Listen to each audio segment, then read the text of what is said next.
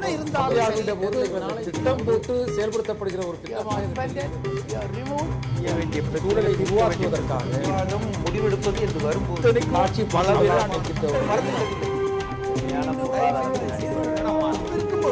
எதிர்த்து பேசிட்டு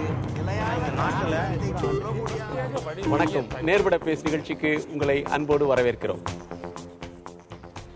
நாடாளுமன்றத்தில் ரயில்வே நிதிநிலை அறிக்கை அடுத்த வாரத்தில் சமர்ப்பிக்கப்பட இருக்கக்கூடிய நிலையில் 2 தினங்களுக்கு முன்னால் மத்திய அரசாங்கம் ரயில் கட்டணத்தை கணிசமாக உயர்த்தியிருக்கிறது.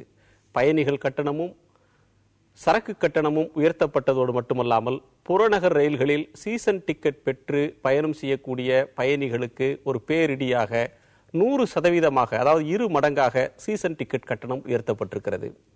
புதிய அரசு கசப்பு மருந்தை தரும் மக்கள் நலனுக்காக பொருளாதாரத்தை சீர்படுத்துவதற்காக இந்த கசப்பு மருந்தை மக்கள் ஏற்றுக்கொள்ள வேண்டும். இதனால் என் மீது மக்கள் கோபம் கூட கொள்வார்கள், அதிருப்தி கொள்வார்கள்.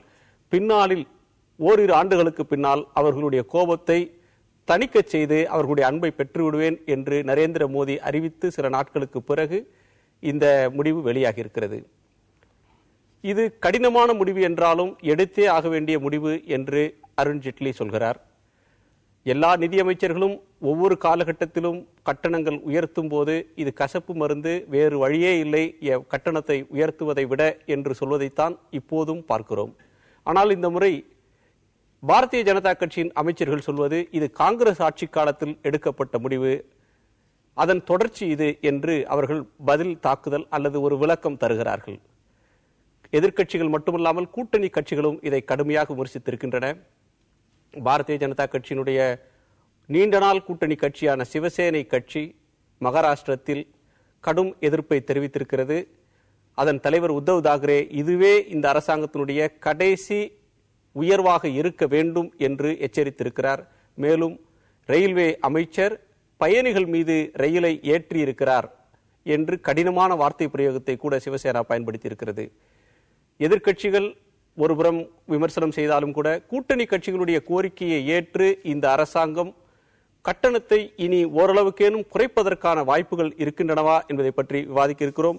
நம்மோடு இந்த அமர்வில் பாரதிய ஜனதா கட்சியின் மாநில செயலாளர் திரு ஆதவன், இந்திய கம்யூனிஸ்ட் கட்சியின் திரு லெனின், பொருளாதார விமர்சகர் திரு ஷியாம் சேகர், அதிமுகவை சேர்ந்த திரு ஆவடி குமார், இவர்களோடு கேள்விகளோடு பார்வையாளர்கள் நாம் விவாதிக்கலாம். வணக்கம். திரு ஆவடிக்குமார், முதலமைச்சர் கடுமையான கண்டனத்தை இதற்கு தெரிவித்திருந்தார். கடந்த ஆட்சியின் கொள்கையிலேயே இந்த ஆட்சியும் கூட பின்பற்றுகிறதோ என்கிற ஐயம் எழுகிறது என்று சொல்லியிருந்தார். அதிமுக ஆட்சிக்கு வந்தபோதும் கூட பால் விலை, மின் கட்டணம், பஸ் கட்டணத்தை நீங்கள் உயர்த்தினீர்கள். அப்போது பொருளாதார நிலைமை மோசமாக இருக்கிறது, உயர்த்துவதை தவிர வேறு வழி இல்லை என்று முதலமைச்சர் சொல்கிறார். முதலமைச்சர் விளக்கத்தை நாம் ஏற்றுக்கொண்டாக வேண்டும். ரயில் அமைச்சர் சொல்லக்கூடிய விளக்கத்தை நாம் ஏற்றுக்கொள்ள வேண்டாமா? இல்லை, நீங்கள் கேட்ட கேள்வியிலேயே பதில் இருக்கு. அதாவது ஆரம்பத்தில் சொன்னீங்க இது கசப்பு மருந்து தராங்க. மருந்து தர வேண்டியது அவசியம். ஆனால் முதல்ல நோய் என்ன நோயின்னு பரிசீலனை பண்ணணும். ஆனால் அதுக்குரிய நாட்கள் அவங்க பரிசீலனை பண்ணாங்களா, இப்போ நோய் இருக்கா இல்லையானே கண்டுபிடிச்சாங்களான்னு தெரியல. ஏன்னா இந்த அரசாங்கம் பொறுப்பேற்று ஒரு சில நாட்கள் தான் ஆச்சு. இன்னும் ஒரு பட்ஜெட்டை கூட, ரயில்வே பட்ஜெட் கூட இன்னும் தயார் பண்ண முடியாத அல்லது செய்யாத சூழ்நிலை. இப்போ ஆக நோய் என்பது உரிய ஆய்வு செய்யப்பட்டதா, நோய் கண்டுபிடிக்கப்பட்டதா தெரியாமே அவங்க மருந்து கொடுக்க ஆரம்பிச்சாங்க. அதுக்கு அவங்க சொல்ற காரணம், ஏற்கனவே இந்த மருந்து காங்கிரஸ் ஆட்சியில் தயார் பண்ணி வச்சிருந்தாங்க, அந்த மருந்தை நாங்கள் உடனடியாக கொடுத்துட்டோம். ஆக இது ஒரு கசப்பு மருந்தாக இருந்தாலும் அந்த ஆட்சியில் கண்டுபிடிச்ச நோய்க்குரிய மருந்துன்னு சொல்றாங்க. ஆக இது இந்த அரசாங்கம் இன்றைக்கு எல்லா வகையிலும் ஐக்கிய முற்போக்கு கூட்டணி அரசாங்கத்தினுடைய பாதிப்புகளுக்கு ஒரு மாற்றை உருவாக்க நினைச்சாங்க. அந்த மாற்றத்தை எதிர்பார்த்த மக்களுக்கு ஒரு ஏமாற்றத்தை தான் இன்றைக்கு இந்த நிகழ்வுகள் வெளிப்படுத்தி கொண்டிருக்கின்றன. இன்றைக்கு நீங்க சொன்னீங்க, அனைத்து இந்திய அண்ணா திராவிட முன்னேற்ற கழகம் தமிழ்நாட்டில் ஆட்சி பொறுப்பை ஏற்றதுக்கு பிறகு புரட்சித் தலைவி அம்மா அவர்கள் முதலமைச்சராக இருந்தபொழுது பால் விலை உயர்வு, பஸ் கட்டண உயர்வு எல்லாம் அது செஞ்சது உண்மை. ஆனால் நாங்கள் உரிய அவகாசம் எடுத்து அதை எல்லாம் நிதி நிலைகள் ஆழமா பரிசீலிச்ச பிறகு சொல்றீங்க, முழுமையாக ஆய்வு செய்து வேற தவிர்க்க முடியாத சூழ்நிலையில் அதை தரணும் அப்போ சொன்னோம். அப்போ முதலமைச்சர் அறிக்கையை பார்த்தீங்கன்னா அப்போ இது தவிர வேற வழி இல்லை. இன்றைக்கு போக்குவரத்து நிறுவனங்கள் மிகப்பெரிய இழப்பை சந்தித்து லாஸ்ல போயிட்டு இருக்கு. அதுக்கு கடன் கொடுக்கறதுக்கு கூட ஆடு இல்லாத நிலைமை. ரயிலுக்கு அதுதான் சொல்றாங்க, பெரிய அதுதான் சொல்றாங்க, தினந்தோறும் ஒரு நாளைக்கு 30 கோடி ரூபாய் நஷ்டத்தை சந்திக்க கொண்டிருக்கிறதுன்னு சொல்றாங்க. அது நீங்க சொல்றது எனக்கு புரியுது. நான் சொல்றது அந்த உரிய நீங்க வந்த உடனே அறிவிக்கல, ஏற்கனவே அவகாசம் எடுத்துட்டு அறிவிச்சீங்க, அவங்க வந்த உடனே அறிவிச்சாங்க, ஆய்வு செய்து அறிவித்தோம். திரு ஆதவன், தேர்தல் பிரச்சாரத்தின் போது எத்தனையோ வாக்குறுதிகளை பாரதிய ஜனதா கட்சி சொன்னது. ஆனால் அந்த நீண்ட தேர்தல் பிரச்சார காலகட்டத்தில் ஒரு நாள் கூட காங்கிரஸ் அரசாங்கம் ஏற்றிய ரயில் கட்டணத்தை நாங்கள் ஏற்றுவோம்னு எந்த வாக்குறுதியும் தராமலே ஒரு கட்டண உயர்வை கொண்டு வந்திருக்கீங்க. இந்த விமர்சனத்தை நீங்கள் எப்படி எதிர்கொள்றீங்க? இல்ல, அதுக்கு முன்னாடி அவர் ஆவடிக்குமார் சார் சொன்னது, இது மாமியார் கைப்பட்ட மண்குடம், மருமக கைப்பட்ட பொன்குடன்ற மாதிரி இவங்க விலையை ஏற்றினா அது நியாயமா, நாங்க விளையாடுறதுனா அது தப்புன்றாங்க. நாங்க விளையாடுறதுக்கான காரணம் இவங்க என்ன சொன்னாங்களோ அதுதான். இப்போ நிர்வாகம் சீர்கெட்டு போயிருக்கின்றது, பொருளாதாரம் சீர்கெட்டு போய் கஜானா காலி பண்ணிட்டாங்கன்னு இவங்களும் சொன்னாங்க. டிஎம்கே கவர்மெண்ட் கஜானா காலி பண்ணிச்சு அப்படி சொன்னாங்க. அதே நிலைமை தான் எங்களுக்கும். இப்போ காங்கிரஸ் கவர்மெண்ட், இதுக்கு முன்னாடி இந்த காங்கிரஸ் கவர்மெண்ட் கஜானா ஃபுல்லா காலி பண்ணிடுச்சு. காரணமாக அந்த கருத்தை காங்கிரஸ் மறுத்து இருக்கிறது. இல்ல, அதான் தவறான நிர்வாகத்தின் காரணமாக மிக மோசமான பொருளாதார பின்னடைவை சந்தித்திருக்கு. ரயில்வே நிர்வாகமாகட்டும் பல துறைகளில் பாத்தீங்கன்னா மோசமான வீழ்ச்சியை சந்திச்சிருக்கு. இப்போ ரயில்வே நிர்வாகம் பாத்தீங்கன்னா கிட்டத்தட்ட 600 கோடி மக்கள் ஒரு ஆண்டுக்கு பயணிக்கிற ஒரு மிகப்பெரிய ஒரு சேவை நிறுவனம் மாதிரி தான் அது. இப்போ அந்த நிறுவனம் நடக்க வேண்டும் என்றால் பொருளாதாரம் இல்லாம எந்த நிறுவனம் நடக்க முடியாது. அந்த பொருளாதாரம் மோசமான நிலையில் இருக்கின்ற பொழுது அதை தூக்கி நிறுத்த வேண்டிய மிகப்பெரிய கடமை இருக்கின்றது எங்களுக்கு. இல்லைன்னா நம்ம இந்த நிர்வாகத்தை ஏதோ ஒரு காரணத்தால நிர்வாகத்தை நிறுத்திட முடியாது, ரயில்வே இழுத்து மூடிட முடியாது. ஏன்னா 600 கோடி மக்கள் பயணிக்கிற 500 கோடி மக்களை காரணத்தை சொல்லி காங்கிரஸ் அரசாங்கம் கட்டணத்தை உயர்த்திய போது நரேந்திர மோடி அவர்களோ அல்லது பாரதிய ஜனதா கட்சியோ நாட்டின் நலன் கருதி வேற வழி இல்லாம இதை செஞ்சிருக்காங்க. இல்ல நீங்க விமர்சிச்சிருக்க மாட்டீங்களா? கண்டிப்பா இல்ல, கடந்த காலத்துல விமர்சிச்சது இல்லையா? அதான் சொல்லுவார், காங்கிரஸ் கவர்மெண்ட் ஏற்றிய விலைவாசிக்கும் பிஜேபி கவர்மெண்ட் ஏற்ற விலைவாசி வித்தியாசம் இருக்கின்றது. அது தவறான நிர்வாகத்தின் காரணமாக ஏற்றப்பட்ட விலைவாசி. இப்போ நிர்வாக சீர்திருத்தத்திற்கான வேற வழி இல்லை எங்களுக்கு. அந்த தவறான நிர்வாகத்தின் காரணமாக அந்த ரயில்வே தூக்கி நிறுத்த வேண்டிய அவங்க ஏற்றின அதே சதவீதத்தை தான் நீங்க ஏற்றி இருக்கீங்க. சதவீதத்துல மாற்றம் இல்ல. நீங்க எப்படி பார்க்கிறீங்க? ஆட்சிக்கு வருவதற்கு முன்பு பாரதிய ஜனதா மக்களின் குரலில் பேசுவதாக பாவனை செய்தது. ஆட்சிக்கு வந்த பிறகு காங்கிரசின் குரலில் பதிலளித்துக் கொண்டிருக்கிறது. கம்யூனிஸ்ட் கட்சி என்னைக்குமே மக்களின் குரலை பத்தி பேசுறது. கம்யூனிஸ்ட் கட்சி மக்களின் குரல்ல தான் பேசுது. நாங்கள் எந்த மக்களுக்காக நிக்கிறோமோ அந்த மக்களுக்காக நிக்கிறோம்.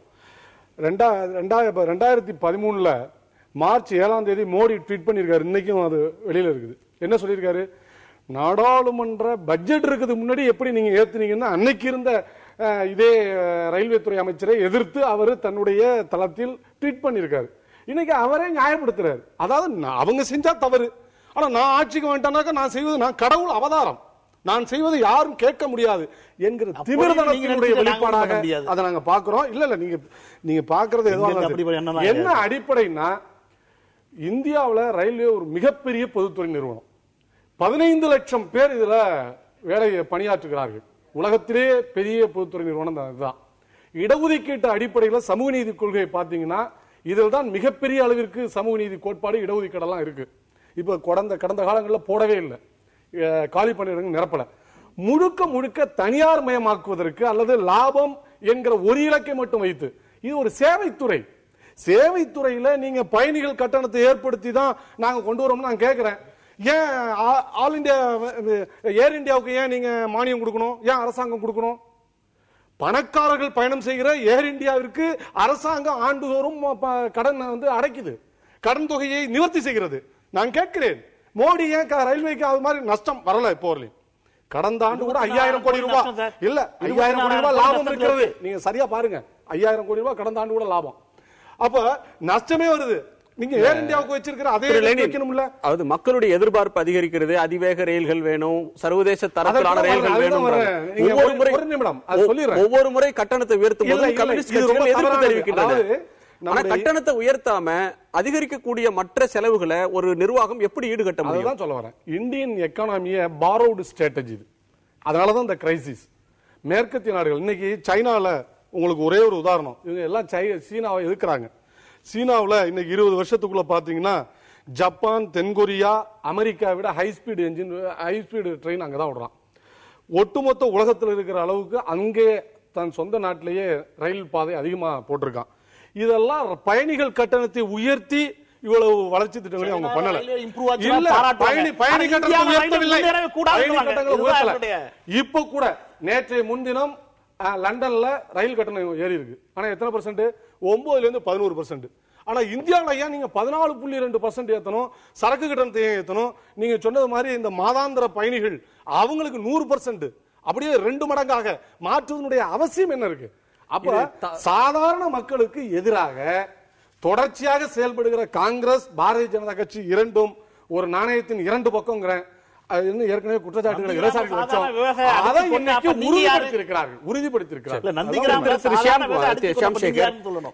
நந்திகிராம்ல நடந்தது தவறு. இப்ப நீங்க ரொம்ப தொலைவில் இருக்கு சொல்லுங்கள். நந்திகிராம் ரொம்ப தொலைவில் இருக்கு. அதை பத்தி ஒவ்வொரு முறை கட்டணத்தை ஏற்றும் போதும் அவங்க தவிர்க்க முடியாதுன்னு சொல்றதும் கம்யூனிஸ்ட் கட்சிகளும் மற்ற எதிர்கட்சிகளும் அதை விமர்சிக்கிறதையும் பார்க்கிறோம். இது நாடாளுமன்றத்தில் ரயில்வே பட்ஜெட் தாக்கல் ஆகும் போது இதை உயர்த்துவதோ குறைப்பதோ பட்ஜெட்டில் நடக்க வேண்டும் அப்படின்றது ஒரு பல காலமாக இருந்து வரக்கூடிய ஒரு மரபு. அதுவரையிலும் கூட காத்திருக்க முடியாத அளவிற்கு 15 நாட்களுக்கு முன்னாலேயே ஏற்றியாக வேண்டிய அளவுக்கு ரயில்வேக்கு ஒரு நிர்பந்தம் இருக்குன்னு நினைக்கிறீங்களா? இந்த மரபு எப்போ ஏற்படுத்தப்பட்டது? அதாவது பொருளாதாரம் ரொம்ப நிலையான ஒரு காலகட்டத்தில் இருந்த போது ஏற்படுத்தப்பட்ட மரபுகள் இவையெல்லாம். டீசல் விலை மாறாம இருந்த காலகட்டத்தில் பல பல பல மாதங்கள் மரபுக்குள்ள வரல. நீங்க பேசும்போது நான் குறுக்க நீங்க பேசும்போது நான் குறுக்க வரல. நீங்க பொறுமையா இருக்கணும். நீங்க பேசும்போது நான் குறுக்கிடல. நீங்க தனி உலகம். அதாவது பொருளாதாரம் மாறி இருக்கு. டீசல் முக்கியமான ஒரு எரிபொருள் இவங்க ரயில்வே உபயோகப்படுத்துறதுல 10 ஆண்டு காலம் பணவீக்கம் அவ்வளவு இருந்த காலகட்டத்திலையும் யூபிஏ அரசு எந்த விதமான விலை ஏற்றத்தையும் ஏற்படுத்தவில்லை 2012 வரையிலும். இதனால் ஆன விளைவுகள் ரயில்வேக்கு என்ன விளைவுகள்னு பார்த்தீங்கன்னா, முதலீடுகளை அவர்கள் எந்த திட்டத்தில் அந்த பட்ஜெட்டில் தாக்கல் செஞ்ச பட்ஜெட்டில் அவங்க என்ன முதலீடு செய்வோம்னு ஆண்டுடைய முதல்ல சொல்றாங்களோ இறுதியில பாத்தீங்கன்னா அவங்க அந்த ப்ராஜெக்டை முடிக்க முடியல. இன்னைக்கு தமிழ்நாட்டில் எத்தனையோ திட்டங்கள் பாதி கால்வாசி நடந்து நின்று கொண்டிருக்கிறது. இதுக்கு என்ன காரணம்னு கேட்டீங்கன்னா, நிதி பற்றாக்குறை ரெவென்யூல வருது. அதாவது நீங்க விற்கிற டிக்கெட்டுக்கும் அது அந்த அந்த பயணி கொடுக்கிற சேவைக்கும் உள்ள கேப்பே அதிகம்.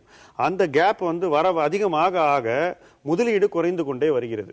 என்ன நீங்க இதை கடன் வாங்கி நீங்க செய்ய முடியாது. யார்கிட்ட கடன் வாங்க முடியும்? வெளியாட்கள்கிட்ட. கடன் யாருக்கு கிடைக்கும்னா, யார் தன்னுடைய நிதிநிலையை சீராக வைத்திருக்கிறானோ அவனுக்கு தான் கடன் கிடைக்கும்.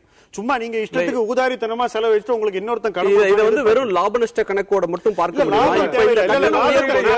வார்த்தைக்கே வரல. இந்த லாபம்ன்ற வார்த்தைக்கே வரல. கட்டணம் உயரும் போது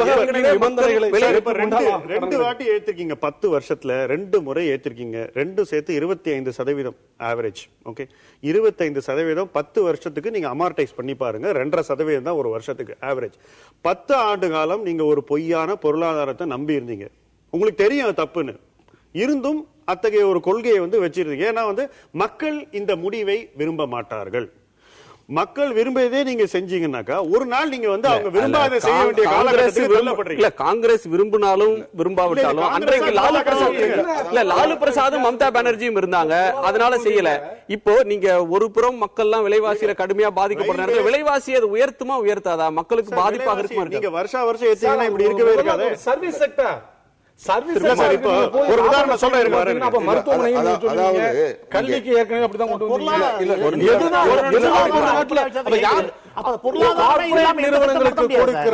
ஆண்டிற்கு கொடுக்கிற ஒரு நிமிஷம் அது பேசலாம். இல்ல, நீங்க ஆரம்பத்திலேயே சொன்னீங்க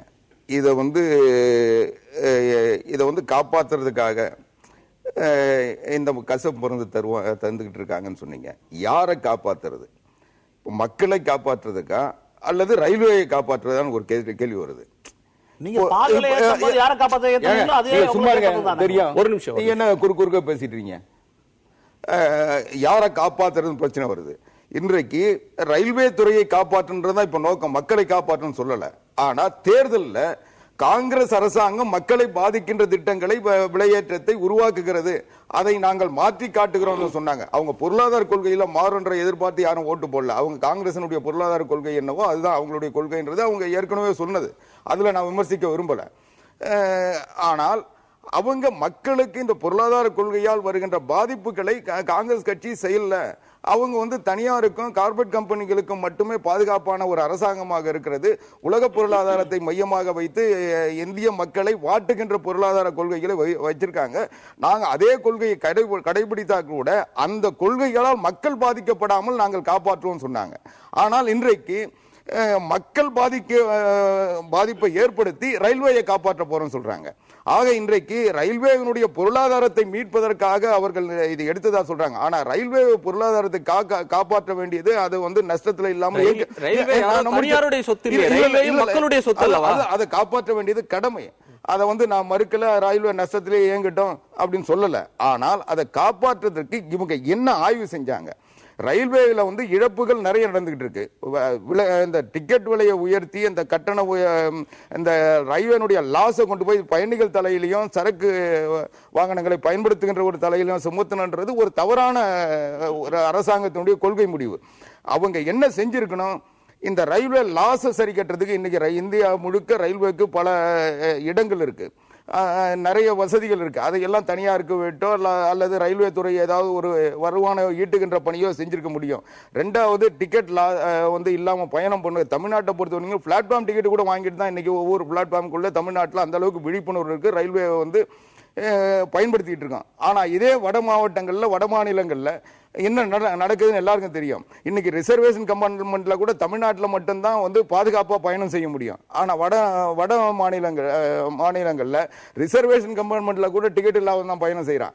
ஆக இதையெல்லாம் சரிப்படுத்தி ஒரு பாதுகாப்பான பயணத்தை உருவாக்க வேண்டிய அரசாங்கம் அதை பற்றி பரிசீலனையே செய்யாமல் உடனடியாக இந்த லாஸையும் வந்து ரயில்வே துறையை காப்பாற்றுவோம் சொல்லி மக்கள் தலையில வந்து சுமத்துவது என்பது கடந்த அரசாங்கத்தினுடைய தவறுகளை தொடர விரும்புகிறது. புதிய பரிசீலனைக்கு அவர்கள் தயாராக இல்லை என்பதுதான் இது காட்டுது. இல்ல சார், இவங்க என்னமோ நாங்க ஏதோ இவங்களுக்கு தெரியாத விஷயத்தை செஞ்சிட்ட மாதிரி, இவங்க செய்யாத விஷயத்தை நாங்க செஞ்சிட்ட மாதிரி, இவங்க பால் விலையில என்ன செஞ்சாங்களோ, இவங்க பஸ் கட்டணத்தை என்ன செஞ்சாங்களோ அதைத்தான் நாங்க செஞ்சோம். ஆனா இது இவங்க செஞ்சதை பார்த்து நாங்க செஞ்சோம்னு அர்த்தம் கிடையாது. பட் இவங்க இந்த நாங்க சொல்றாங்களா அந்த ஆய்வெல்லாம் இவங்க பண்ணாங்களா அந்த ஆய்வெல்லாம் ஆனா தெரியாது. ஆனா எங்க விஷயத்துல பாத்தீங்கன்னா இதற்கு முன்பு இருந்த அரசாங்கம் அரசு இயந்திரம் அவங்க ஆய்வு செஞ்சிருக்காங்க. ஆய்வு செஞ்சு அவங்க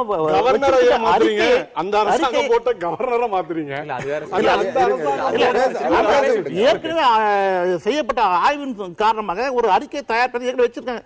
அந்த அறிக்கையை நாங்க ஆய்வு செய்தோம். வேற வழி இல்லாம யாருக்காக செய்யறோம்னு கேக்குறாங்க. ரயில்வே துறை அது மேம்பட்ட மாத்திரம் தான் சேவையை மக்களுக்கு கொடுக்க முடியும். ரயில்வே துறை நலிஞ்சு போச்சு, ரயில்வே துறை நஷ்டத்தை போய் எப்படி மக்களுக்கு சேவை கொடுக்க முடியும்? ரயில்ல நிறைய விபத்து நடக்குது. விபத்து தடுக்கணும் என்ன பண்ணணும்? ரயில் வந்து பராமரிக்கப்படல, ஏன் நிதி இல்ல. அப்ப பராமரிக்கணும், அதுக்கான நிதி செலவு பண்ணணும். நிதி எங்க இருந்து வரும்? அதுக்கான நிதி ஆதாரத்தை நாங்க பண்றோம். ரயில் நவீனப்படுத்தணும், பாதுகாப்பாக்கணும். இன்னும் இவர் சொன்னா சீனாவுல வந்து அதிவேக ரயில் ஓடுது, அங்க ஓடுன கைத்தட்டி சிரிக்கிறாங்க. நம்ம நாட்டுல அரசாங்கத்தினுடைய முதலீடு அதுல ரயில்வேல எப்படி நீங்க எங்க முதலீடு போடுறீங்க அதை சொல்லுங்க. சீனாவுல போட்டிருக்கா, அதனால அது வளருதுன்னு சொன்னேன். கட்டண உயர்வு பண்ணி நீங்க சொன்ன கட்டண உயர்வு மூலம் அது வளர்க்கல சார். அரசாங்கம் போடுது.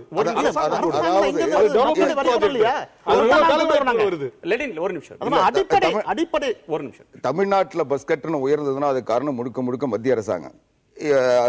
சகோதரர் சொன்னது போல இன்றைக்கு டீசல் விலையை உயர்த்தது யாரு? இன்னும் சொல்ல போனா இன்னைக்கு ரீட்டைல்ல ஒரு தனியார் போய் கடையில 1 லிட்டர் டீசல் வாங்கினா 10 லிட்டர் டீசல் வாங்கினா நீங்க பஸ் கட்டணத்தை உயர்த்தினப்ப வந்தது இல்ல. இல்ல பல்க் பர்ச்சேஸ்க்கு முன்னாடியே கட்டணம் உயர்ந்துருச்சு. இல்ல ரயில்வே நான் முடிச்சிடுறேன். சரியான அதாவது ஏறத்தாழ 19 ரூபாய் 20 ரூபாய்க்கு இடையில வித்தியாசம் இருக்கு. தனியார் 1 லிட்டர் வாங்குறதுக்கும் அரசாங்கம் போக்குவரத்து நிறுவனங்கள் ரயில்வே துறை வாங்குறதுக்கும் 20 ரூபாய் வித்தியாசம் இருக்கு 1 லிட்டருக்கு.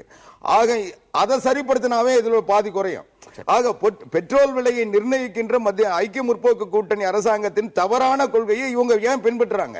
அதை வந்து பரிசீலனை செய்யணும். இன்னைக்கு தனியார் பெட்ரோல் ரீட்டைல் ஷாப்ல போய் வாங்குற டீசல் 20 ரூபாய் கூட கொடுத்து அரசாங்க நிறுவனங்கள் அணுகுமுறை மாற்ற வேணும்ன்றீங்க திரு ஷியாம் சேகர். இதுல வந்து பரிசீலனையே செய்ய சதானந்த் கவுடா இந்த ரயில்வே அமைச்சர் சொல்றது ரயில்வேல பணம் இல்லைன்றது உலகத்துக்கே தெரியும். வளம் அந்த ரிசோர்ஸ் இல்லாம எதையும் செய்ய முடியாது, அந்த நிலையில் இது செய்யறோன்றாரு. இப்போ ரயில் கட்டணம் ஏறினா கட்டாயம் ஒவ்வொரு தனிநபருக்கும் பாதிப்பு, சரக்கு கட்டணம் ஏறினா விலைவாசி இயல்பாகவே உயர்ந்துரும். இது தெரிஞ்சு செய்யறாங்க. ஆனா திரு ஆவடிக்குமார் சொல்வதை போல வேறு வகைகளில் இந்த கட்டணத்தை மக்களுக்கு பாதிப்பு இல்லாம கட்டணத்தை உயர்த்தாமல் மத்திய அரசாங்கம் தன்னுடைய வேறு நிதிகளிலிருந்து ரயில்வேக்கு கொடுத்து காப்பாற்றுவதற்கோ அல்லது ரயில்வேயுடைய நிதி நிலைமையை வேறு வகைகளில் மேம்படுத்துவதற்கோ வாய்ப்பு இருந்து அதை பரிசீலிக்காமல் இதை செய்து விட்டார்கள் சொல்ல முடியுமா? இல்லையா, பல துறைகளுக்கும் இன்டர் கனெக்ஷன் இருக்கு. இப்போ உணவு கொடுக்கணும், விவசாயிக்கு உரம் கொடுக்கணும், இது போல பல அரசாங்கத்துக்கு பல விதமான கொள்கை ரீதியாக அவங்க கொடுக்க வேண்டிய விஷயங்கள் நிறைய இருக்கு. ஸோ இந்த டீசல் பெட்ரோல் அப்படின்னு வரும்போது நீங்க அந்த காஸ்ட்டை நீங்க ரிகவர் பண்ணலன்னா உங்களால ரயில்வேல எந்த முதலீடும் செய்ய முடியாது. இன்னொரு விஷயம் நான் உங்களுக்கு சொல்றேன், சாலைகள் அமைச்சிருக்கு, ஸ்டேட் கவர்மெண்ட்ஸ் டிரான்ஸ்போர்ட் முதலீடு பண்றாங்க. இப்ப JNNURMல தமிழக அரசு எவ்வளவோ கடன் வாங்கி பஸ் புதுசா ஏற்படுத்தியிருக்கு. தமிழ்நாடு கடந்த ஒரு 7-8 வருஷமா பண்ணிட்டு தொடர்ந்து பண்ணிட்டு வரோம். இல்ல முதலீடு அரசாங்கம் முதலீடு பண்ணிருக்கு. இதுக்கு தமிழக அரசு மத்திய அரசு கிட்ட கடன் வாங்கி முதலீடு பண்ணிருக்கு. இப்ப ரயில்வேல இந்த டிக்கெட்டோட விலையை ஏத்தாம ஆர்டிபிஷியலா கீழே வச்சாங்கன்னா இவங்க செஞ்ச முதலீடுக்கு இவங்களுக்கு இந்த கார்பரேஷன்ல பேசஞ்சர்ஸ் பஸ்ல வராம ட்ரெயின்லயே போயிட்டு இருக்காங்க. ஏன்னா ட்ரெயின் ஆர்டிபிஷியலா விலையை கம்மியா வச்சிருக்காங்க. அப்ப இந்த முதலீடுகள்லாம் தோல்வி அடையுது. அரசாங்கம் மாநில அரசு மேல இது ஒரு பலுவை ஏற்படுத்துது. ஆக முதலீடுகள் செய்யறவங்க தண்டிக்கப்படுறாங்க, இன்னொருத்தன் முதலீடு செய்ய முடியாம தவிக்கிறான். இதுல மக்கள் தான் மாநில அரசு முதலீடு செய்து ஓடுகிற பஸ்கள்ல அதிக பயணிகள் ஏறணும்ன்றதுக்காக ரயில்வே கட்டணத்தை உயர்த்தியிருக்குன்னு சொல்லலாம். அப்படி இல்ல, நீங்க எல்லா துறைகளையும் ஒரே சீரா நடத்தணும். நீங்க ஒரு துறையில அதிக மானியம் கொடுக்கிறது, இன்னொரு துறையில மானியம் இல்லாம மார்க்கெட் ஃபோர்ஸ்ல நடத்தினீங்கன்னாக்கா நீங்க ஏற்படுத்துற கட்டமைப்பு உபயோகப்படாது. பட் ரயில்வேன்ற ஒன்று அதிக மக்கள் பயன்பெறக்கூடிய ஒன்று, அதுக்கு நீங்க மார்க்கெட் டிசைட் பண்ணிக்கட்டும் அப்படின்னு சொல்லி விட்டுற முடியுமா? ரயில்வே இன்னைக்கும் லாபம் சம்பாதிக்காது. நான் உங்களுக்கு ஒண்ணு சொல்றேன், ரயில்வே என்னைக்கும் லாபம் சம்பாதிக்கிறதுக்காக ஏற்படுத்தப்பட்ட துறை இல்ல. இன்னும் ஒரு 10 வருஷம் கழிச்சு ரயில்வே லாபம் சம்பாதிக்காது. அது நம்ம அரசாங்கத்தோட நோக்கமே கிடையாது. அரசாங்கம் என்ன பண்ணிட்டு இருந்தாங்கன்னாக்கா இந்த 10 வருஷத்துல ஃப்ரைட் ரேட்டை ஏத்திக்கிட்டே இருந்தாங்க. ஏத்திட்டு அதுல வர லாபத்துல பேசஞ்சரை சப்சிடைஸ் பண்ணிட்டு இருந்தாங்க. இப்ப ஃப்ரைட்டை ஏத்தும் போது உங்க டிரான்ஸ்போர்ட் மட்டும் தான் சப்சிடைஸ் ஆகுது ஒரு பக்கம், இன்னொரு பக்கம் நீங்க வாங்குற எல்லா பொருளோட விலையும் ஏறிட்டு இருந்தது. இதை எந்த அரசியல் கட்சியோ மக்களோ தட்டி கேட்கவே இல்லை. அதாவது ஒரு பக்கம் உங்களுக்கு ஒரு சலுகை கிடைத்தா இன்னொரு பக்கம் அது ஒரு பாதிப்பை ஏற்படுத்தும். ஆக உங்களுக்கு கிடைக்கிற சலுகைகள் நியாயமான சலுகையா இருக்கணும். அடாவடியான சலுகை கொடுத்தா அது இன்னொரு பக்கம் உங்ககிட்ட இருந்தா எடுத்து கொடுப்பாங்க. இது எந்த அரசு, அதாவது நீங்க அரசியல் கட்சியெல்லாம் எடுத்துருக்கீங்க, எந்த கட்சியா இருந்தாலும் ஒரு இலவசமோ இல்ல ஒரு கம்மியான மதிப்புக்கு எதோ ஒண்ணு கொடுத்தாங்கன்னா அதை மக்கள்கிட்ட இருந்தா எடுத்து அவங்க கொடுக்குறாங்கன்றத மக்கள் புரிஞ்சுக்கணும். அவங்க 3 பேர் என்ன பேசினாலும் யதார்த்த நிலை இதுதான். அதாவது ரயில்வே மத்திய அரசாங்கத்துடைய துறையா இருந்தா கூட ரயில்வேனுடைய திட்டங்கள் வெறும் ரயில்வே துறையின் நிதியை வச்சு மட்டும் செய்யறதில்லை. ஒரு ரயில்வே டிராக்ல ஒரு கேட்டை எடுத்துட்டு ஒரு சப்வே போடணும்னாலும் ஒரு பிரிட்ஜு கட்டணும்னாலும் மாநில அரசாங்கம் பணம் தரணும், இடம் தரணும், எல்லாம் தந்து மாநில அரசாங்கம் நிதி கொடுக்கலன்றதுனால பல திட்டங்கள் தமிழ்நாட்டில் முடக்கப்பட்டிருக்கு. இன்றைக்கு மத்திய அரசாங்கத்தினுடைய அந்த ரயில்வே துறையினுடைய திட்டங்கள்லாம் இன்னைக்கு அவங்க செயல்படுத்தாம இருக்கிறது காரணமே இவங்க போதுமான அளவுக்கு மாநில அரசாங்கத்தினுடைய பங்கு தரல. அவங்க முன் வந்தாங்கன்னா நாங்க இதை செய்யறோம், அவங்க பணம் கொடுத்தா நாங்க செய்யறோம் இன்றைக்கு தொடர்ந்து சொல்லிட்டு வந்திருக்காங்க. ஆக மத்திய அரசாங்கம் மாநில அரசாங்கத்துக்கு எந்த வருமானம் அந்த ரயில்வே துறையினால லாபம் இல்லை. ஆனாலும் இன்றைக்கு அந்த திட்டங்கள் செயல்படுத்த வேண்டும்ன்றதுக்காக நம்மளுடைய போக்குவரத்து சீரா இருக்குன்றதுக்காக அந்த ரயில்வே கிராசிங்ல எல்லாம் நம்ம பணம் கொடுத்து கட்டிக்கிட்டு இருக்கோம். இப்படி மாநில அரசாங்கம் இழப்பதற்கு எதுவும் இல்லை என்று சொல்ல அளவுக்கு இன்னைக்கு எழுந்துகிட்டு இருக்க நேரத்தில் இவங்க இன்னைக்கு சரக்கு கட்டணத்தை விலையை உயர்த்துறாங்க. சரக்கு கட்டணத்தை சகோதரர் சொன்னது போல இன்றைக்கு விலைவாசி உயர்வதற்கு காரணம் இதுக்கு அடிப்படையா இருக்கு. ஆனா அதே சமயம் இவங்க அந்த டிரான்ஸ்போர்ட்டிங் கூட்ட சொல்ல மறுபடியும் இது உயர்தானே செய்யும். இன்றைக்கு நிலக்கரியா இருந்தாலும் பெட்ரோலா இருந்தாலும் டீசலா இருந்தாலும் வாகனங்கள் குட்ஸ்ல கொண்டு வர சொல்ல அதனுடைய சரக்கு கட்டத்தை உயர்த்துறாங்க. இப்போ மறுபடியும் அது செயின் மாதிரி இது உயர்தானே செய்யும். ஆக எல்லா பொருளுடைய விலையும் உயர்றதுக்கு இது அடிப்படை அமைக்கும். இன்னைக்கு பெட்ரோல் டீசல் விலையை மாதந்தோறும் உயர்த்துறாங்க, 15 நாளுக்கு ஒரு முறை உயர்த்துறாங்க. அந்த கொள்கையை மறுபரிசீலனை பண்ணல. ஆக வாகன போக்குவரத்து, தரைவழி போக்குவரத்து இன்னைக்கு ரயில்வே நஷ்டத்தை சந்திக்கிறது. ஆனால் அந்த நஷ்டத்தை மக்கள் பொறுப்பேற்கணுமா அல்லது அரசாங்கம் தன்னுடைய வேறு நிதி ஆதாரங்கள் கேள்வி. நம்ம ஒரு சிறிய இடைவேளைக்கு பிறகு பேசலாம். என்னோட கேள்வி தெளிவானது. அதாவது ரயில்வே நஷ்டத்தை சந்திக்க கூடாது, அதில் மாற்றம் வேண்டும், அதில் மாற்று கருத்து இல்லை. ஆனால் அந்த மாற்ற இழப்புக்கு யார் காரணம், என்ன காரணம் என்றதை ஒரு சரியான ஆய்வு செய்து ஒரு சிறு இடைவேளைக்கு பிறகு சரியான ஆய்வை பற்றி நாம் பேசலாம். ஒரு சிறு இடைவேளைக்கு பிறகு நேர்பட பேசி தொடரும்.